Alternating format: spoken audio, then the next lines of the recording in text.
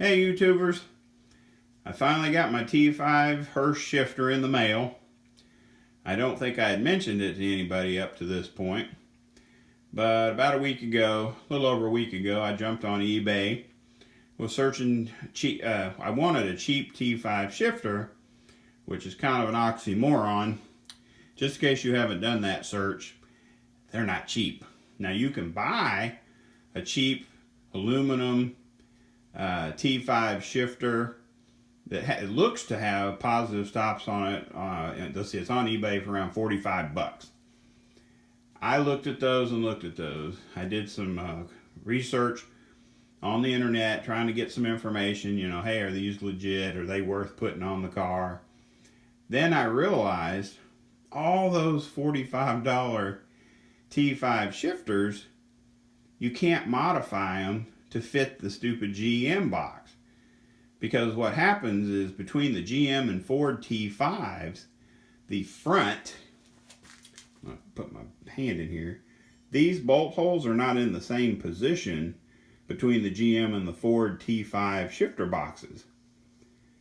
So what was happening is on those aftermarket ones on eBay, 45 bucks, you're thinking, hey, that's a good deal. It's all brand new. Problem. The way they made them, there was no way for you to bolt them down. Like, you know what I mean? Where you have to drill your new holes, because from what I understand from the internet, about where this little lug is, keep in mind that lug will be removed, but just behind this hole, you have to drill another hole, one on each side, and it'll bolt perfectly to the GM T5 box. I'm like, or shifter box. So I'm looking at them and I'm like, man, I really don't want to mess with that. It just looks like it's not going to give a very good spot for the bolt to sit, blah, blah, blah, you know. Talked myself out of it. I decided I want something a little bit more name brand, but I didn't want to spend a ton of money on it. Well, you start searching like Hurst T5 shifters, you're looking at quite a bit of coin. I mean, you're going to shell out a little bit of money to get one. Long story short, I find a guy in North Carolina has one listed. Hurst, or I think it said Hurst T5 shifter, $40 shipping included. You know, and I'm going, well, how bad could it be? I mean, these things, there's not a whole lot to them. Plus, Hurst does sell parts for rebuilding them, bushing, springs. They have a large assortment of parts for if you want to rebuild them. So I was like, I'll gamble the 40 bucks to try to get a higher quality shifter than the overseas. Let's keep this PC. So rather than spending money on an overseas piece, I'll just buy a name brand piece that maybe needs some work, you know. So I get it, take it out of the box. It's filthy, and it's loose as a goose. I mean, this thing is so floppy that I'm thinking, yeah, springs are worn. What's going on with this shifter? Well, through our research and through our investigative looking at the shifter during our disassembly, I'm not even 100% sure they had it put together right. I'm going to assume they did, and then we'll go from there. But basically the way it works is you have this shifter plate that bolts to your shifter box. You have your shifter, I don't know what you call that thing, but it engages the little inside of the shifter box with the ball.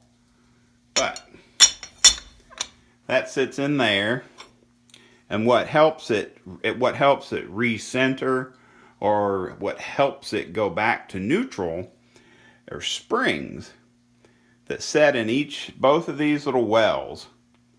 You have springs. See if I can get one out without dropping it. You have a dual spring assembly that fits down inside of those wells that are held in with what looks like a strap from a U-joint. Bolts on here with some Torx head screws. Bolts, I guess. It compresses those springs, and when you have pressure on both sides of this T, when you shift it, it helps push it back down to get it back to neutral. Now, for some reason, the way it was assembled when I received it, this, let's just say, this thing had no ability whatsoever to return to the center. You know what I mean? You're not going to have the part that would return it to center fore and aft, front and back, that comes from the engagement of the ball into the actual transmission. But as far as returning this to center, left and right, that's solely the purpose of those dual springs. Now keep in mind, you can buy those springs on Summit, $9.72 or something. They're not expensive. So if I have to order a set, I'll do that. But I will tell you at this point, I can't find anything wrong with those springs, because when you set those springs, clean these off a little bit since I put all that work into trying to get them cleaned out. But if you take one of those dual spring assemblies and set it down in there, they're proud. They're above where the strap seals. So I mean, it's going to have a lot of pressure on it. But what I did notice was that it could be missing almost like a spacer at the top, because the inner spring is what can contact the T, what I'm going to call the T. Because when this is down inside of there, that spring pushes. It has a disc that sits in the bottom of the well, and that spring puts a whole bunch of pressure on this. I wouldn't say a ton, but it puts pressure on this T and causes it to push down and recenter this. Okay, so you got that in there with a little disc, then the spring, it's under pressure both sides, and it'll just keep pushing that back down. But, and I know you can't see this, but down inside those wells, only that inner spring can actually touch that T when it's sitting down in there. When this thing is sitting down in there, it has this much movement right there. You can move that thing up and down about that far. Right there. Wait, that's too far. Right there. You got that much up and down play before it ever even touches that spring. Before it does anything, So I'm assuming, you know what they say about that, but we're going to go with it.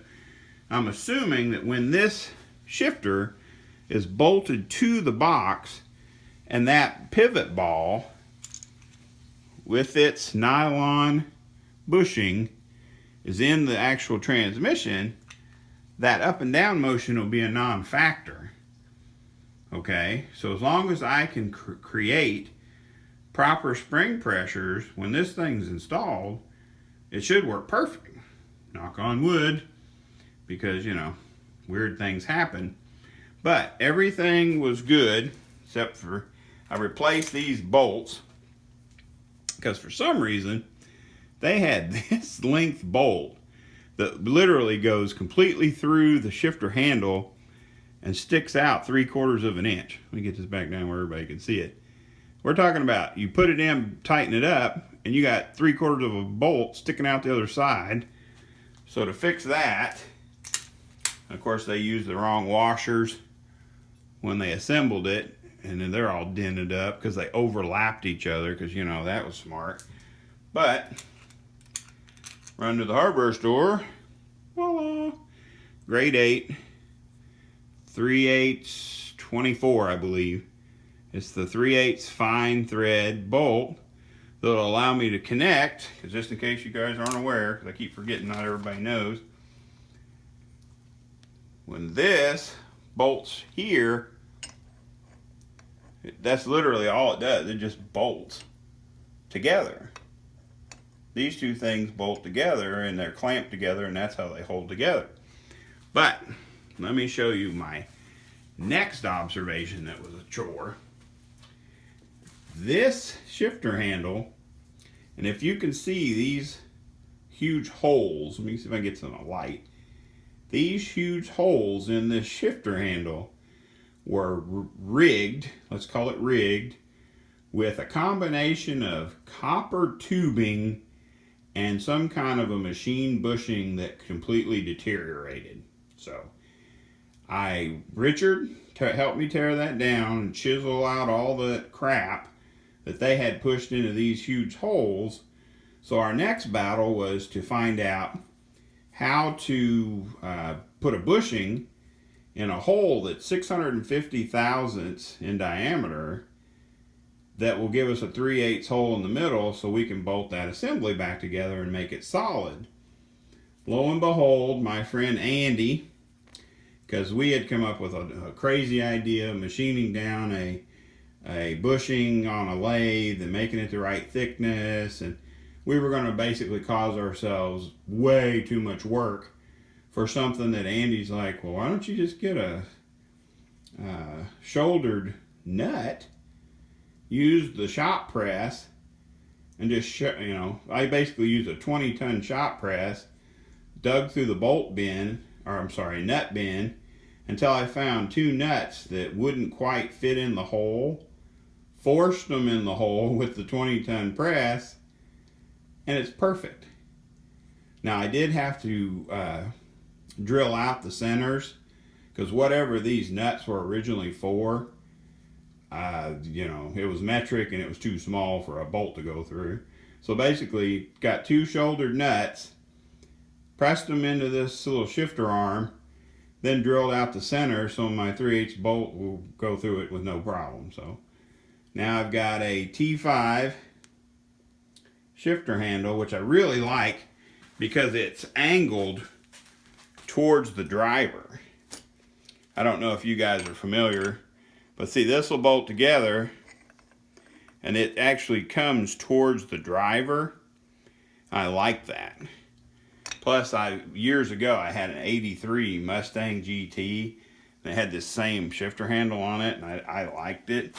So I have no complaints as far as that's concerned. So basically we were able to fix a rigged up shifter handle, rebuilding or cleaning, let's say refurbishing the mechanism in the Hurst shifter. Now I will have to grind off those little transfer lugs, or whatever we can refer to these things as. I'm going to have to remove them, I'm sure, so that I can put my, that's hard to do, look through the camera and orientate your finger, that's kind of weird. But I'm going to have to add a hole and put, probably put a washer or something on it, I don't know. But it's going to go on, I'm not worried. And I'm going to have a nice competition style Hurst shifter with positive stops. Now I would show the positive stop plate, but it's currently soaking in diesel fuel because it was quite dirty, and I might run over it with a little wire brush or wire wheel or something because it's pretty rusty. So if you guys are familiar in any way with this shifter, maybe you guys have seen it, or I'm not a big Ford guy. I have owned a few Fords, a couple Mustangs, but is this the SVO shifter everybody talks about, or is this a purely aftermarket shifter that they had before they offered the Billet Pros and all that through Hurst? I personally don't know, but if you guys are familiar with it, please comment below.